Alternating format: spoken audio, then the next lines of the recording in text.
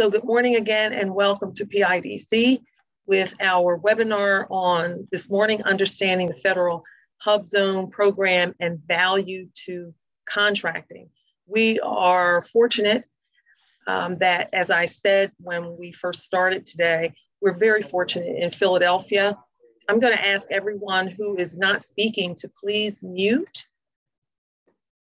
We are very fortunate in Philadelphia to have a Small Business Administration office, the Eastern Pennsylvania District Office, where we can partner and offer you all of the resources available through the federal government to make sure that your business is growing and sustainable.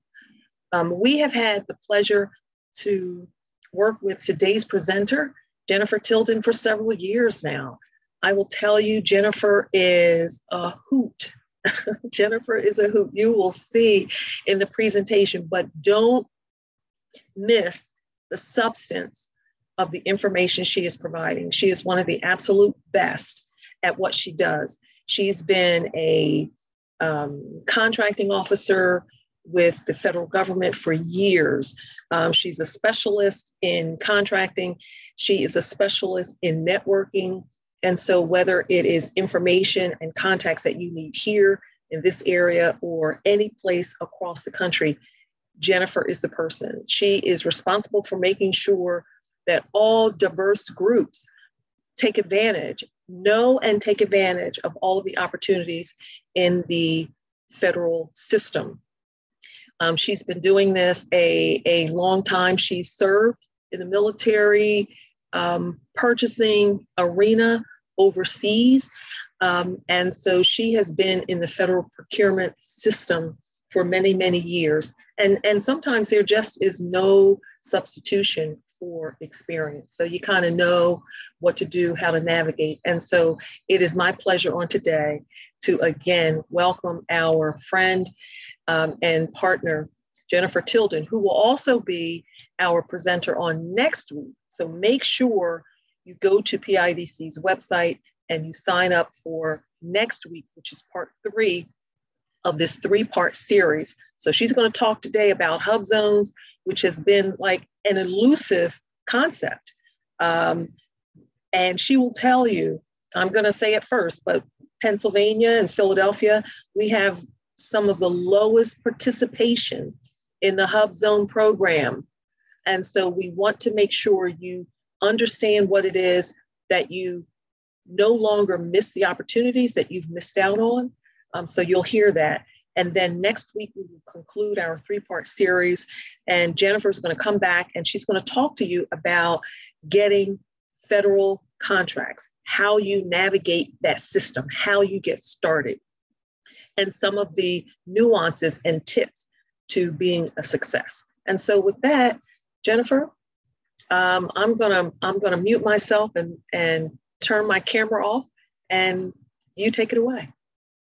Thank you so much, Marla. It's always wonderful to have an opportunity to work again with PIDC. As Marla mentioned, my name is Jennifer Tilden. I am the head of basically all minority contracting for both Eastern Pennsylvania and Delaware. So today we're going to be talking about our HUBZone program, which is our historically underutilized business zone program. But you may have also been aware we have a woman-owned small business program. We have small disadvantaged business. We have the 8A program, which is our flagship program. And also the service disabled vet program is coming over to the Small Business Administration. So I also run all of those programs, but today I'm here specifically on HUBZone. Before I get started, we have the rare opportunity today. A lot of people, as they become involved in federal contracting, will fall victim to sharks. There are a lot of sharks in the water, and as you come in as a new small business, there will be a lot of people out there who will tell you, pay me X number of dollars and I can register you in SAM, or pay me X number of dollars and I can help you find contracts, or pay me X number of dollars, fill in the blank. I am here to tell you that pretty much anything that they are telling you you need to pay money for, if it is a legitimate federal service, you don't have to pay. I am here. This is what I do for a living. And we have the honor this morning of having one of our PTACs. PTACs are Procurement Technical Assistance Centers. They are partially funded by the DoD. They are partially funded by us at the SBA. And they are nothing but people with as much experience as I have. They're amazing. They're all level 3 contracting certified. They're all people that as easily could be in my seat and I in theirs in terms of level of experience, but they have dedicated their lives the same way that I have to helping businesses like you. So they offer loads of amazing free services, and we have a number in this area. We actually have one at Widener outside the city. We have one at Kutztown further west. And today we have the honor of having NEPA Alliance on. NEPA is out of Pittston, which is near Scranton. And Paula is going to tell you about the services that PTACs can offer as well. So Paula?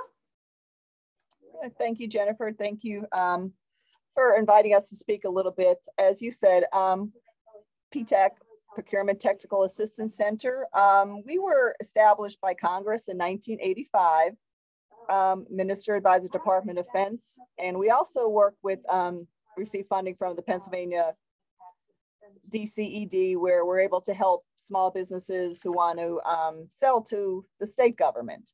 But for the federal government, there's 94 centers across the United States, Puerto Rico, and the US territories with over 300 offices. And the goal of the PTAC is to expand the number of businesses capable of participating in the government marketplace. How do we do that? We work with you to get you registered in the federal database system for award management, SAM, which is required if you want to sell to the federal government. And like also I said, we help you to get registered with the state to be a vendor if you want to sell to the state. We'll also help you to go after your various certifications. We have woman-owned, veteran-owned. As Jennifer said, the HUBZone, the SBA programs will able to help you. We'll review your documents required. We'll help you navigate through the upload system. We'll help you when you get questions back. So basically,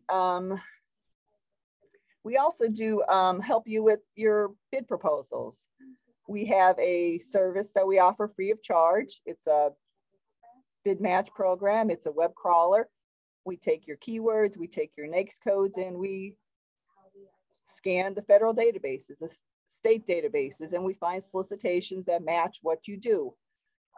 We are more than happy to review a bid package for you. And for ones who are just starting out, we will definitely go page by page, help you through that certificate, through those certifications. We cover 7 counties, as Jen said, in Northeast Pennsylvania. If you're out of our area, I could definitely tell you which PTAC would help you. I will put my information in the chat. Please reach out to me. If you're in our region, we'll be able to help you. If you're not in our region, I'll be able to direct you to the PTAC that would be able to help you. Okay, so Jen, that's about it for me. I thank you for the time. Thank you so much. Thank you, Paula, for coming out today. I just wanted everyone to see, when I say that there is free help, I'm serious. We really do have people that can help you with every step of your business development. So if you receive one of those messages that says something like, pay me or else, please, if nothing else, timeout defense, call me and say, hey, this seems a little strange to me. I received this. I'm not certain if this is a legitimate offer. Do I really have to pay? I'm literally here to answer questions exactly like that for you and your company. So reach out anytime. As you see in the chat, I wanted to mention to everyone, there is no such thing as a stupid question. Whatever you do, You are the subject matter expert in that item. And if I needed to say, build a building or do IT for my company or get something nasty out of my carpet, whatever it is you do, if I had to do that, I don't know what you do. And I wouldn't have a problem calling someone who builds a building and saying, hey, and asking you the dumbest question you've ever heard in your world, because you do it every day. It's not a matter of my skill set being better. It is not a matter of anything like that. We just have different skill sets. So there's nothing wrong with calling or emailing to ask a very basic question. In the same, if we flip the situation, I would call you and ask something that you think is stupid, but isn't automatic in my world. So please just kind of keep that in the back of your head. Because a lot of people are hesitant. They're like, hey, I'm bothering her with a dumb question. No, there isn't such a thing. And I turned down a really expensive job at a defense contractor because I wanted to work with companies like yours instead of doing the high-level legal battles, because I started out as a legal intern for Senator Specter and came up through law. I opted out. I didn't want to be one of those lawyers. I wanted to help you. So please give me something to do and reach out if you have a question. Marla, can you tell me if you can see my slides? Yes. Cool. Thank you. I apparently once went halfway through a presentation talking and didn't realize no one else could see my stuff. So I always like to get that out. This morning, we're going to be talking about the HUBZone program. And as it says here, it's kind of the friends joke. HUBZone program, that one nobody understands. Everybody in the federal government is bound by law to give contracts to certain types of businesses.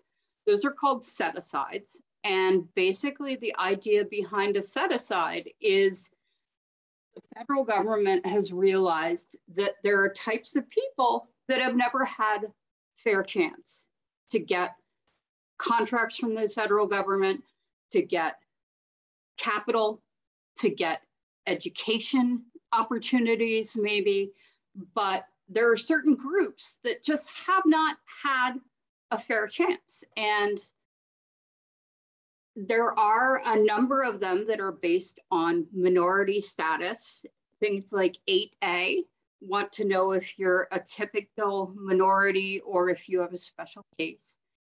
The woman-owned small business program obviously looks for areas where women have not traditionally had fair opportunity. The veteran small business program is obvious. HUBZone program is the only program that we have that we can get you help in, to whomever I said, we can get you help in Spanish if you want to reach out to my office. We do have interpreters that can help. We have two people in our office actually, one Mexicano and one from Puerto Rico, who both speak fluent Spanish. So if that's an issue, we can get you help. You don't speak Spanish? Oh, okay. Excellent, we will get back to you as a sidebar for that. So if you want to drop your email to Marla, we'll be happy to talk. The HUBZone program is the only one that doesn't care who you are. It only cares where you are. So a lot of people get very frustrated because they feel that there isn't anything for their business because they don't meet the typical criteria. They're not a woman, they're not a minority, whatever. HUBZone is the perfect program for you. It's also the perfect program for businesses that may find themselves in an area where on top of, say, being a minority, just being in that part of town also makes it harder to get work. And I love to pick on Camden because they're in New Jersey and everybody can pick on New Jersey and no one cares. But Camden, for example, there are a lot of areas of Camden that are very depressed and that have been depressed for years and years and years. And it's hard to get work into those parts because they're depressed. And it's kind of this endless cycle where you can't get work because there's a depression in the area, but there's a depression in the area because no one can get work. Another great example would be something like Bethlehem. When Bethlehem Steel went out, Allentown and Bethlehem crashed. I mean, they crashed so badly that Billy Joel wrote a song about it. So did Bruce Springsteen. And then you couldn't get contracts into Allentown, Bethlehem because the economy was in the trash. So back in 1996, Senator Kit Bond thought, you know, you can put endless amounts of job support into an area, but if there are no jobs, who cares? So he came up with this thing called the HUBZone program. This is the historically underutilized business zone program, but no one ever spells it out because it's a pain. And the purpose of the HUBZone program from day one was that exact thing that I was just talking about. His idea was if you took one of these huge government contracts or even a smaller government contract and put it into an area where you have this depression, where you have high unemployment, where you have low revenue, then if nothing else, there will be a ripple effect throughout the entire community that, okay, so I have more money in my pocket as the company who won the contract. I may start hitting, I don't know, the local bar on Friday night, go down to the Irish pub, have a drink, note the hair, big surprise, I'm Irish, go down to the pub, have a drink. The pub is going to have more money. So the guy that owns the pub may go down to the local mom and pop shop and start buying more things. He may send his daughter for ballet lessons. The money is going to ripple out through the community, even from that one contract. And that was kind of the idea behind the whole program in the first place. If you actually put money and jobs into an area, strangely enough, it helps the economy of the area where there are money and jobs suddenly. It should have been really basic, but we're the federal government, and so we kind of had to learn backwards something that is completely obvious to everyone on the planet. I mentioned that there are things called set-asides. Set-asides, as I mentioned, are when the government admits this type of person has never had fair opportunity to win contracts for one reason or another. And the set-aside goals that we have always had in the federal government, which we haven't even always made currently, are going to be changing very soon. And you guys might have heard about this. So I had to throw in Gritty when it was talking about goals, because Gritty is just awesome. But until recently and currently, 23% of the entire federal budget, those billions and billions and billions of dollars that we spend, has to, by law, go to small businesses exactly like yours. In addition, there are smaller categories that also get part of the government budget by law. 5% of the federal budget is earmarked to go to women-owned small businesses. I just taught a class on that for the DOT down at the Enterprise Center. So if you need any information about woman-owned small business program, you see my photo right here. I'm on LinkedIn under my own name, and slides on the woman-owned small business program are over there. 5% of the federal budget goes to 8A and small disadvantaged business. By and large, those are members of the Big Five. That is Black American, Native American, Hispanic American, Subcontinent Asian American, and Pacific Asian American.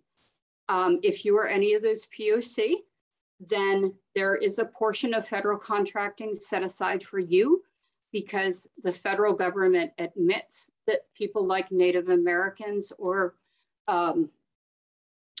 persons of color have not had fair opportunity just because they are persons of color.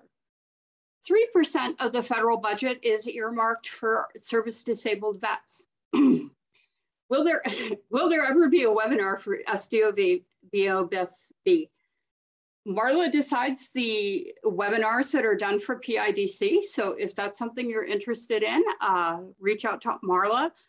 I have some information on SDVOSB in the meanwhile. So if you have any questions about the veteran-owned business program, please shoot me an email. My stuff is on the final slide, and I can get you in touch with someone who speaks veteran specifically until such a time as we can set up a class.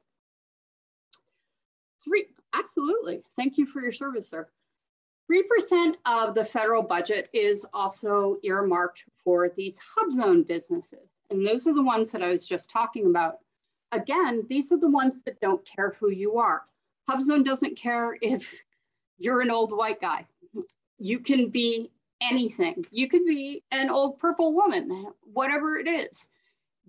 This can go to anyone because it doesn't care who, but where. However, you're going to see on the right-hand side of the screen, the National Defense Authorization Act, the NDAA, that is basically how the DoD spends their budget. And obviously the DoD is a huge percentage of the budget, not as much as you might think, but it is a large amount of the budget.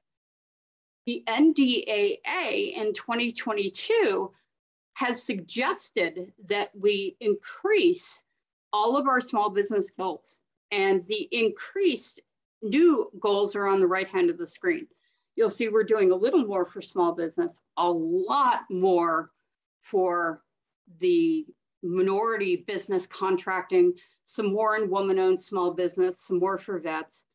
And you'll see we've actually gone up 3% to 4% HUBZone.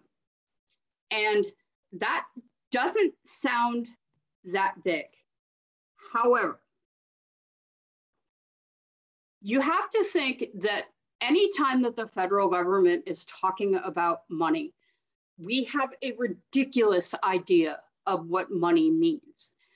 We're an organization so huge that when we root around in our couch cushions, we find 100,000 bucks. So when I say that that 3% to 4% of the federal budget is going to step up for these HUBZone businesses,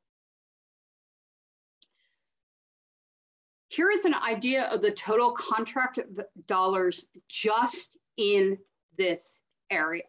I pulled out the Mid-Atlantic as an idea because I wasn't sure if we might have people on the call from across the river, from down Delaware. I also run Delaware. So this just gives you a snapshot of how much money we're talking in the HUBZone program just in one of the tri-state areas. We've gone both directions just in case. This is billions of dollars. You see $30 billion to New York, Jersey, 10, Pennsylvania, we're almost at 15. Delaware is a very small state, so they didn't have a huge number. But these wonderful, and you see the total contracts, almost 180,000 HUBZone contracts written in New York in FY21. However, these beautiful, huge numbers that you see here are not meeting our goals. Currently, generally speaking, throughout the federal government, we don't usually meet our HUBZone goal. And in addition, individual agencies, say the Department of Defense, the Department of Agriculture, all these different entities within the federal government also don't tend to make the 3% required by federal law that's supposed to go to small businesses and HUBZones. So we're already not there with these giant numbers. We need to go higher where we're already failing. because basically two things. One, nobody understands the HUBZone program on the small business side, so no one signs up. And nobody understands the HUBZone program on the contracting side, so these awards aren't getting made. The whole point of, again, the federal government HUBZone program is we want to directly send contract money to you, to folks that are in these economically depressed areas. And we're going to talk in a minute about what we think of as an economically depressed area. But there are 3 different ways that the HUBZone program can help you if you become a registered HUBZone business. Number 1, as I said, there are set-asides. A certain portion of the federal government is literally cut out like a pizza slice for HUBZone businesses. So if you are a member of that pizza slice, you have essentially guaranteed possibilities. Second, there are sole source awards available by law to HUBZone businesses. You may have heard of the sole source or non-competitive program in talking to somebody about our 8A program. 8A is probably the most famous for the sole sources. However, under limited circumstances, a contracting officer can also choose to do a sole source or a non-competitive to a HUBZone, which a lot of people don't realize. So that can be another contracting mechanism that can bring money directly to your company. Finally, the HUBZone program has this weird thing, and this is where it gets really fuzzy for a lot of particularly contracting officers. So I'm trying to reach out to agencies and get training to them as well. And that is something called the Price Evaluation Preference, or PEP. PEP is this crazy thing that someone came up with before my time that basically said, if you have a HUBZone business that is bidding against, I'm going to pick on Lockheed Martin because they're kind of around the corner from my office here in King of Prussia. If you have a little HUBZone business, some small business, say down Philly, who is competing, it's kind of unfair to have them competing against, say, Lockheed. That's kind of crazy because Lockheed builds planes and there's probably not a mom and pop, but say Dell. If you have an itty bitty local business in a depressed area and they're bidding against Dell, that's kind of not fair. So we created this thing in the federal government called Price Evaluation Preference. What that means is if you are one of these HUBZone businesses, and we're going to talk about the rules for those in a second, then if you put in a bid for a contract, say they want, I'm going to pick on mice today. They want 7,000 mice. I have no idea how much 7,000 mice would be, but for some reason, 7,000 mice today comes to $100. There's a special sale on mice. If you put in your bid and say $100 to sell all those mice, and if Dell gets into the mouse business today and they sell all these mice and they put in a bid at $95,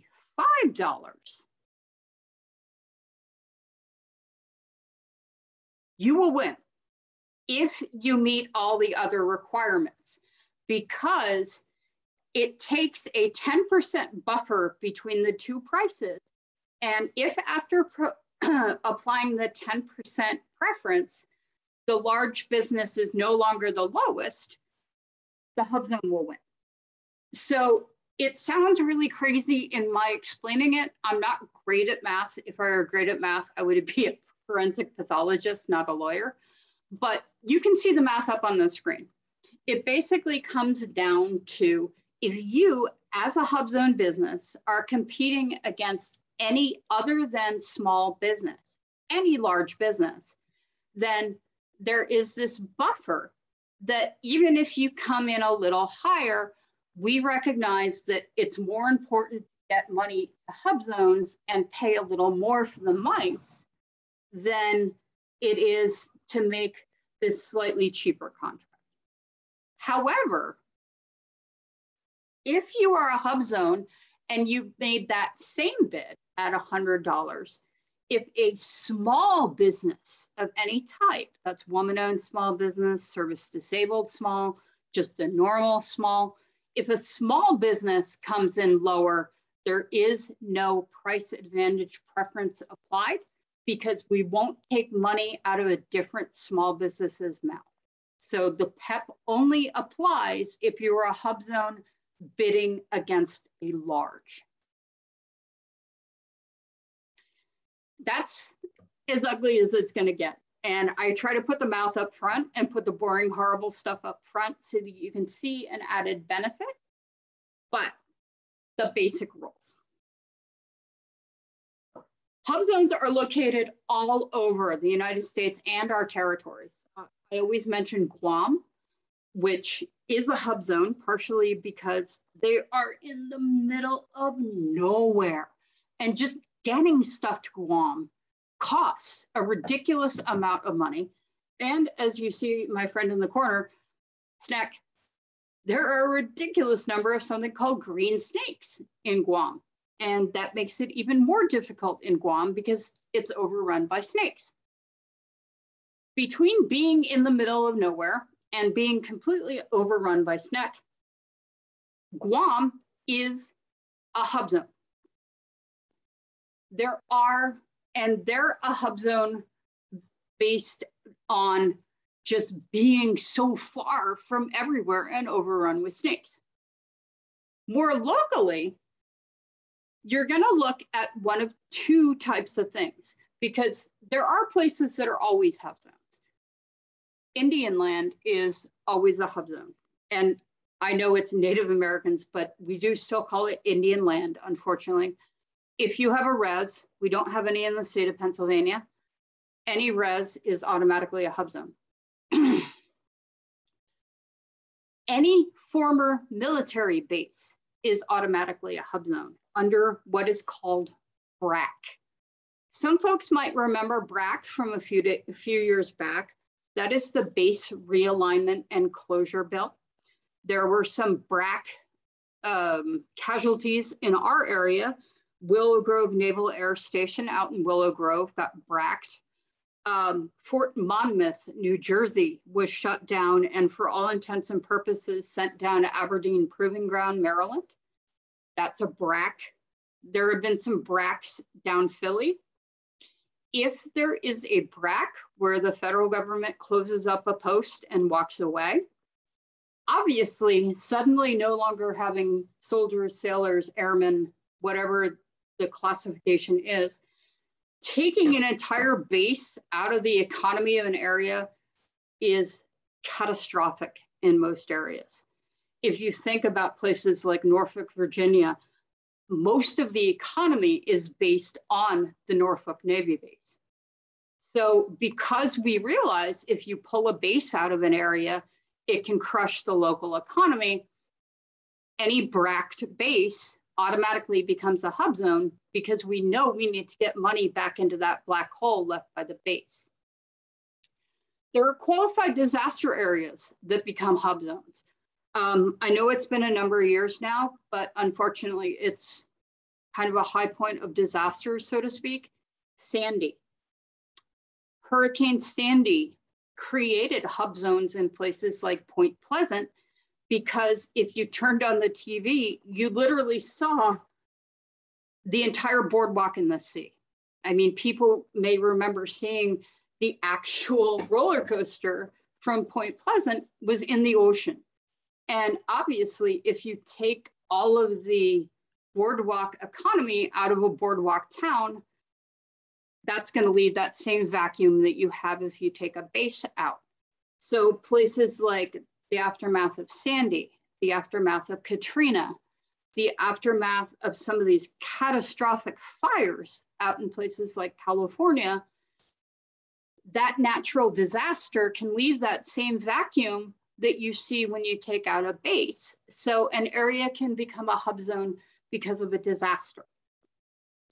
The governor can now designate somewhere a small business. Right now, I'm working with Governor Wolf, the area up around Tamaqua. It doesn't traditionally meet the requirements. However, the governor himself has recognized that there may be a problem that the numbers aren't quite seeing. And if the governor feels that there's an area that needs the help, but that that isn't quite covered by the law, the governor of your state can step in and make a declaration. But generally speaking, in the HUBZone program, we're going to be talking about two types of people or two types of areas. If you live in an area like ours out on eastern Pennsylvania, which is pretty at this point urban, then a HUBZone contract or a HUBZone area is going to be determined by something called a qualified census tract. These are things that have nothing to do with humans. They have nothing to do with any map that humans know. And it has to do with the Census Bureau, obviously. The Census Bureau cuts up cities in really odd ways. To a certain extent, this is how you end up with things like gerrymandering problems. But we have these things called census tracts, which no one could know. And if those individual census tracts show that they are economically depressed and that they have high unemployment, that census tract, which is a weird kind of random blob, will become a hub zone. If you live out in, say, Western PA, where a lot of the state, it's either more cows than people, or as you get kind of up north toward Punxsutawney, it's almost more wolves than people. I don't know if you've ever been up to that part of the state, but it's bears and wolves. And up in the northwest corner and even the northeast corner, we can get in some really, really rural areas. And that can create high unemployment because, I mean, when farms fold, when a loggery closes, something like that, it can have a huge effect on the local economy out there because there's nobody. You can have problems on both ends, either really, really urban areas with urban depression, or some of those areas that you drive through and you just look and think, wow, this is a ghost town, what happened? Both of those are hub zones normally. So how do you figure out if you're in one of these crazy, I said that there is something called a census tract, and that no human could understand census tracts because it's something that some computer down in Washington came up with. Luckily, there's a map, and the map is pretty easy to use for anybody, luckily. This is a snapshot of the map across the entire United States. You can actually see down in the left-hand corner all the different types of qualified census or qualified hub zones. The blue, dark blue are the census tracts that I talked about, which tend to be in cities. The red are done entirely by county. Those are those places out in the west or in the north where it's wolves or cows. As I said, all Indian land is automatically a hub zone. We don't have any in the United States, but, good God, we don't have any in the Commonwealth of PA, but you can see as you get to the Midwest, there are huge areas sometimes that are Indian land. I would like to show you what exactly it looks like to use the HUBZone map, because I'd like people to see what's actually going on. And I'd rather show it to you right now so that you can watch me do it. If you have a problem, you can always write to me again and ask. But for now, we are gonna hop out to the HUBZone map. You can see it in real time here. You see as it fills in. This is the map essentially you saw on the last page.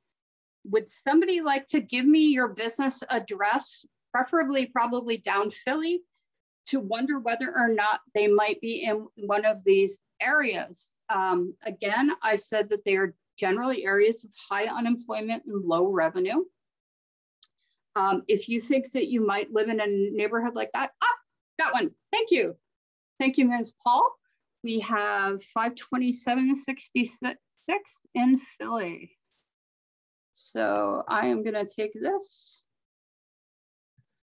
type this in, and you see, as I started to fill in Ms. Paul's address, it auto-filled and decided that we were talking about Philly, although apparently there's a very similar address in Brooklyn. So we type in her address, boom. Oh, thank you, Danielle, that was perfect. Danielle's in a hub zone. Qualified hub zone until June 30th of next year. This is a redesignated census tract. That means that actually, apparently, the federal government, good God, I'm sorry. Y'all don't see my screen. Okay, thank you.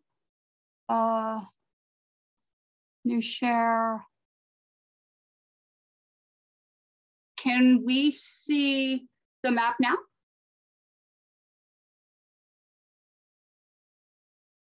Thank you, sorry about that. Apparently when I opened the second link, it didn't open the second window.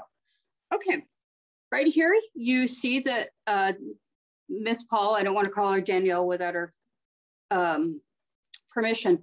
Miss Paul is in something called a redesignated census tract. This, thank you, Danielle.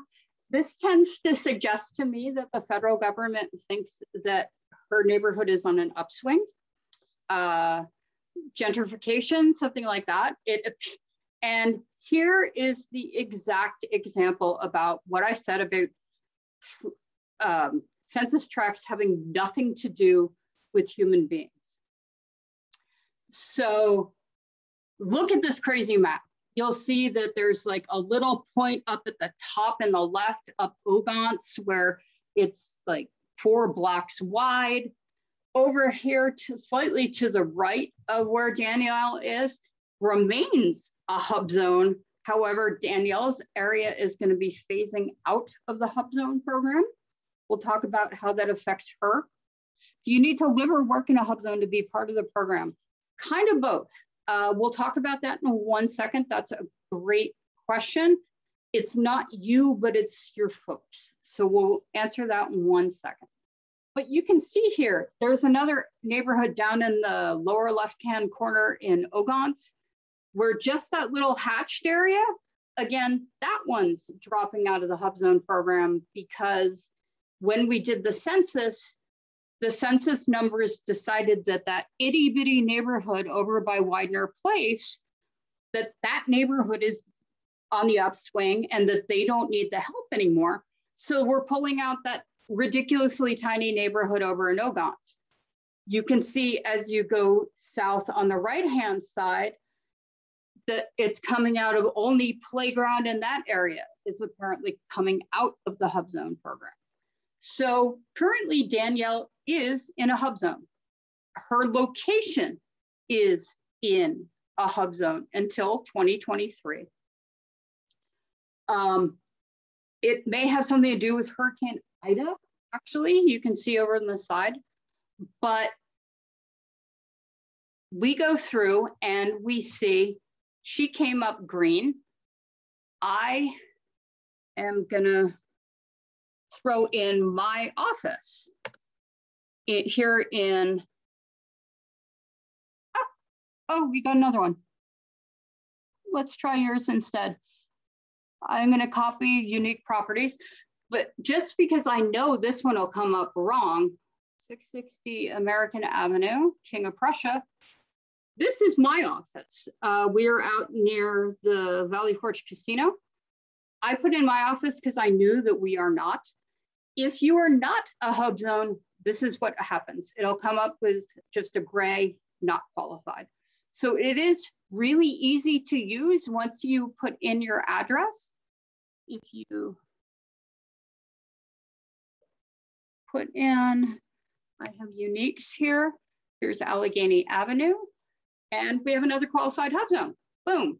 And you see unique is actually in pure blue. That is a census tract. Again, you see the ridiculous way that census tracts work in neighborhoods. It's not any logical map, but you can see that they're right in the center of North Philly, and North Philly is a hub zone. So you are in.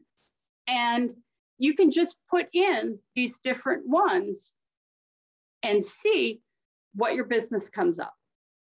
And if your business comes up, say, a street or two over, please let us know, and we may be able to look into that, because sometimes we have people like, I had an 8A who was at a 5-point intersection in North Philly, and the other 4 points were all hub zones, and he was not. There is no possible way that one corner of a 5-point intersection is a better neighborhood and is more affluent than the other 4 corners. That's not how life works. So we were able to go back and get that 5th corner put in because it was just an irrational application of the law. If you find yourself in one of these crazy corners, please feel free to reach out and we'll talk to the HUBZone office and see whether or not you may be in a special category. But like you see, this is what you do. And you just go through and you put the addresses in one by one up in this upper corner here, the box, and it will tell you every single address will come up on the left side of the screen, red, green, gray. It'll tell you if you're in a hub zone and if it's changing, when it's gonna change. So I'm gonna drop out of this and go back here. Can everyone see the slide deck again?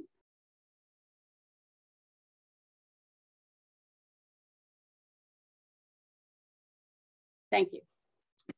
So we saw with Danielle that her area is actually moving out of the HUBZone program. So HUBZones used to shift pretty frequently. And when HUBZones shifted, it was kind of unfair because we had a lot of businesses that may have put in money or may have actually hired people because of their HUBZone stats. So we've now frozen HUBZone maps through 2021, and then they'll be updated every 5 years. There's a 3-year transition period following the expiration of a qualified census tract, known as a redesignated area.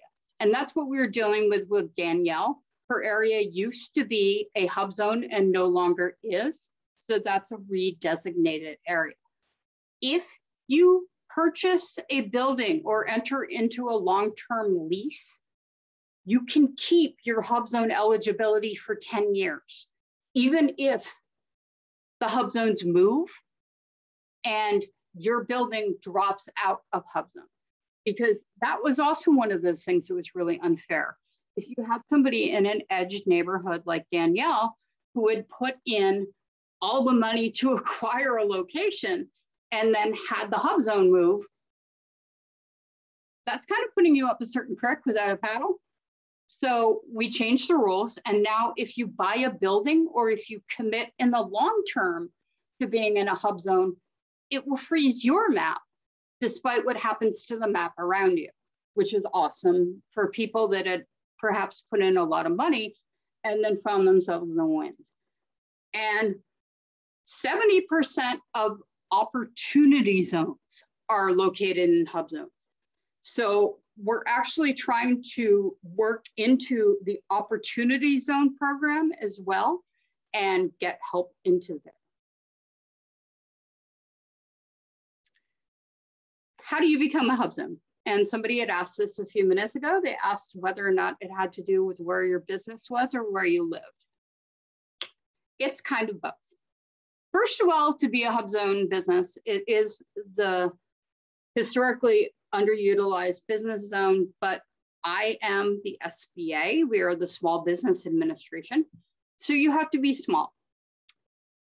If you don't know that you are other than small, I can pretty much guarantee you're a small business. Large businesses are obviously places like Dell. They're sizable number of employees, sizable amount of revenue. If you think you might be close to a line, please, by all means, communicate with me. But generally speaking, everyone that's going to be on this call is going to be a small business. So you have to be small. We want to get money. Dell doesn't need money. Dell doesn't need help. So we want to make sure that these contracts don't accidentally go to a large business. Number two, you have to be 51% owned and operated by US citizens. There are other types of entities that can own HUBZone land. They do not apply in this state. We don't have tribal land here in Pennsylvania. We don't have any ANCs in Pennsylvania. We don't have any NHOs in Pennsylvania. CDCs, if you're a CDC, you know you're a CDC, and you would probably come into this program a different way. I've never seen an agricultural cooperative, but apparently they can also own hub zones. I'm guessing that is probably in those square states in the middle of the country where agriculture owns anything. That really doesn't happen out here. But unfortunately, there is that US citizenship requirement. So you have to be 51% owned by one or more US citizens. You just have to get it up to the 51. Your principal office has to be located in a hub zone. Principal office is this crazy phrase. Most people know what their principal office is. Either they only have one location, that's fine. If you are working out of your home, if this is a home-based business and you're thinking, oh my God, I don't have extra space, then if you're a home-based business, please enter your home address into that map. And your home address is the one that's going to determine whether or not you're a hub zone business. If you are, say, an electrician's business where you're dispatching vehicles to go help put up that pole or wire that house or whatever, then it is going to be where most of your employees check in before they hop in their cars and go off. If you are a purely digital business, somebody asked me this once, we don't see a huge number, but it happens. If you are a digital business, then it is going to be the location where your corporate records are kept. So you have to go through, but generally speaking, you probably know what your main office is. If you don't, please reach out. I'm always available. You put that main office in. And if it comes up, as it did with both Unique Cleaners and with Danielle to a lesser extent, you're halfway there. Your main office has to be in a hub zone. Teresa, I kicked down that map, but I'm happy to check it afterward for you or at the end of the presentation. I apologize, I didn't see that until afterward. If that main office comes up and says you're in a hub zone, you also have to have at least, absolutely, you also have to have at least 35% of your employees who live in a hub zone. Number one, it does not have to be the same hub zone where your office is. So if, for example, Danielle hired employees from Unique Cleaning's neighborhood, I'm hoping they're not doing the same thing for a living, but we're going to guess that they don't. If her folks came from that part of Philly, that's fine, because that's a hub zone. If you have a bunch of employees who are from, say, Camden, I picked on Camden earlier. Camden, to a great extent, is a hub zone. Chester, to a great extent, is a hub zone. You can have your business in one and have your folks that live in another. They don't have to be out of the same hub zone. You yourself do not have to live in a hub zone if 35% of your employees do. So I hope that answers the question of somebody about whether or not you had to live in one or be in one. The location needs to be in one, and 35% of your employees must live in one, not the same one. 35% employee requirement. Like I said, 35 residing in a HUBZone. This is what we mean by employees, 40 hours a month, full or part-time. Volunteers are not employees. If you are certified when you make a contract offer, you will be a HUBZone all the way through the contract, even if it moves. Once certified, you're certified for a year. You'll have to re-upload all your documentation after 3 years. If you have federal contracts, however, you can be audited. If you attempt to keep in compliance but drop out of compliance, you're still okay if someone say quits. We're not going to throw you out because someone quit. If you try to keep compliance while you are an HUBZone, you're fine. Applications are processed in 60 days. The applications go through what we call, well, you have to be in SAM. You always have to be in SAM, but we're going through sba.gov/HUBZone. These are the general documents that you're going to need to provide. These are for the folks that live in a HUBZone. So you're basically going to have to sit down with the ID from your employees and check one by one if 35% are in a HUBZone. This is the law. No one really cares about the law, but if for some reason you need to look it up, I'm always happy to translate it for you as well. I talked about this really early on. This is Paula and her folks. It never costs money to do any of this. So if someone is telling you that you have to pay money for SAM, that you have to pay money to get HUBZone certified, that you have to pay money to get 8A certified, that's always a lie. You can always call someone like me, or you can call someone like Paula, who you met in the beginning. There is free help for HUBZones. I am always available. I try to make that really obvious, but you get a copy of the slides. Marla's going to send it out. They'll also be on my LinkedIn. So you'll have a copy of the live links to everything that we talked about today. This is me. And this is my second in command. His name's George Tapia.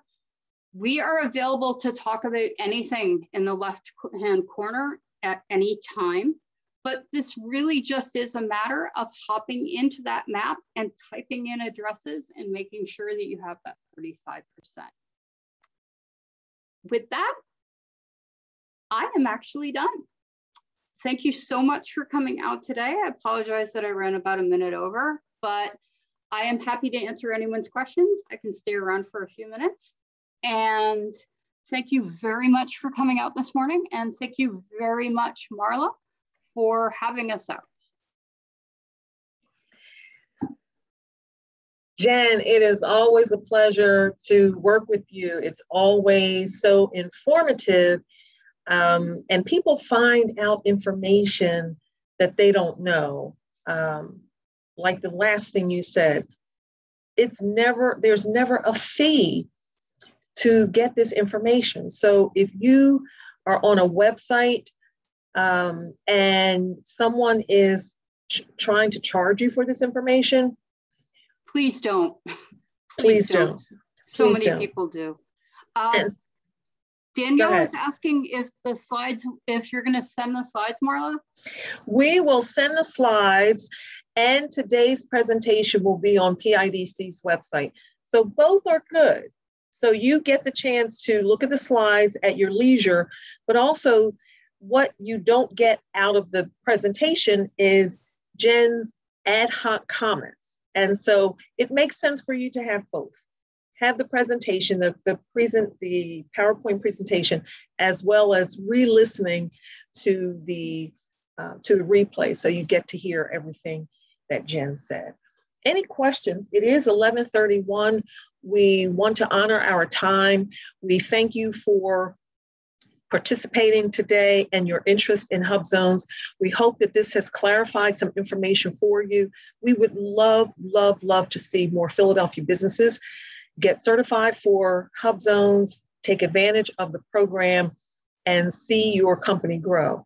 And again, this is part 2 of our 3-part series with our partners at the Small Business Administration. Part 3 of the 3-part series will be next Tuesday at the same time. And then Jen is going to come back and talk about how you get into federal contracting. Again, there's so much opportunity with federal purchasing. We want to, whether it's a professional service, whether you're a vendor, whether it's construction, the federal government does it all. And we want to make sure that you have all of that information and that you are taking advantage of it. The world is too small now for you to just stay in one locale. It could be, maybe it's in Jersey, maybe it's in Delaware, maybe it's in Maryland, but we want to make sure that you're taking advantage of all of this information. So there's a question. Do I need to sign up for SAMs also to be a part of the HUBZone? Can you hear me? Yes. Yes, you do need, anytime that you want to do business with the federal government, you do need to be registered in SAM. That's again, something we can help you do for free, but SAM is the gateway for any of our programs, minority businesses, woman-owned businesses, veteran, anything like that. It's really out of the gate, you need that SAM. And what I want to do is make sure I am putting in the chat the contact information for the office.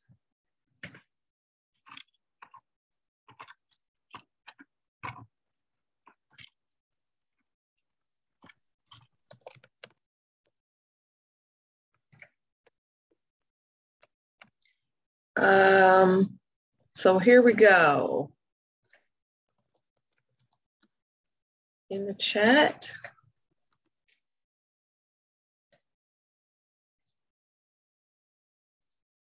Here's a question. How often does the HUBZone certification need to be renewed? You need to be renewed once a year, and then documents have to be re-uploaded every 3 years. The only change that might be is if you actually win some HUBZone contracts, you can be audited more frequently, but that's only if you're active in the program. I think I got the addresses that were dropped into the chat and answered those too. Opportunities in York, PA, of course.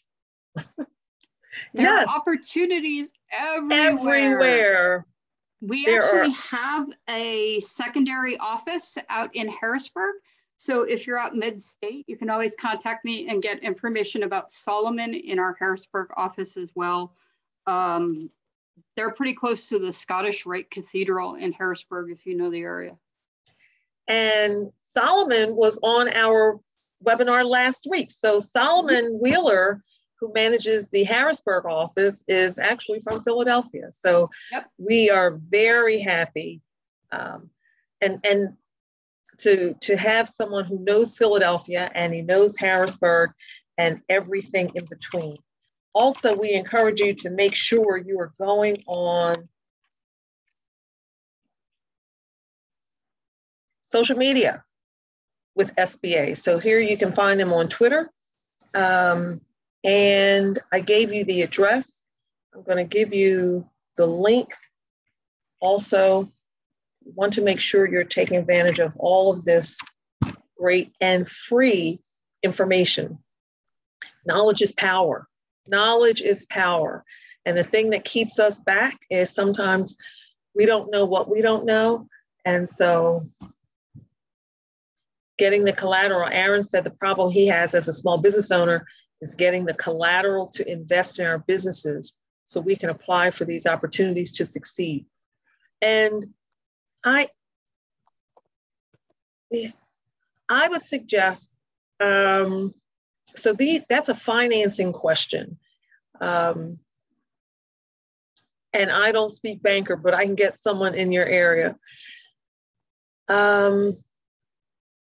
My suggestion is that you call the small business office, the SBA office, and they will give you a list of SBA lenders Sometimes they have preferred lenders, and you can at least schedule a meeting with one of the SBA preferred lenders. Just go in and have a conversation with them. My suggestion is, if you're a small business, that you go to one of the banks that are small, that have a special interest in working with the businesses of your size, and just set up a meeting with a business banker.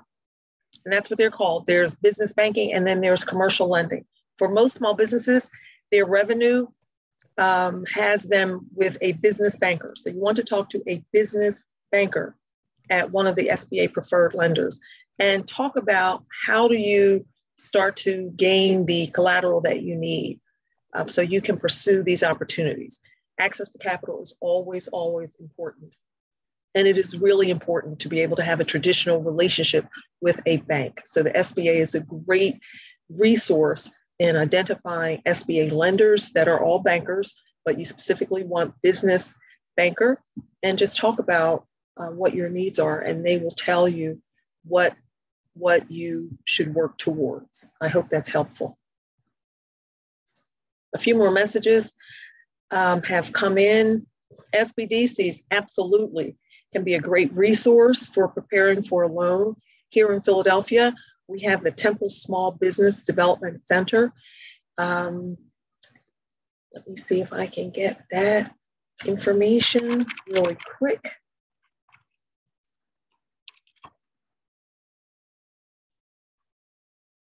SBDC.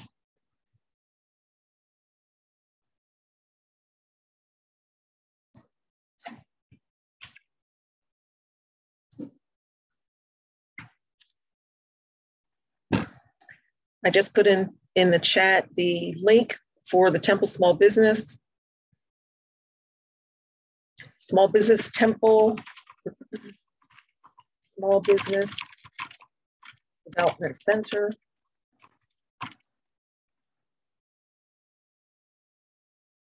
I know we get so accustomed to the acronyms. Thank you, Earl, for bringing that to our attention. Is there anything else? It is 11:39.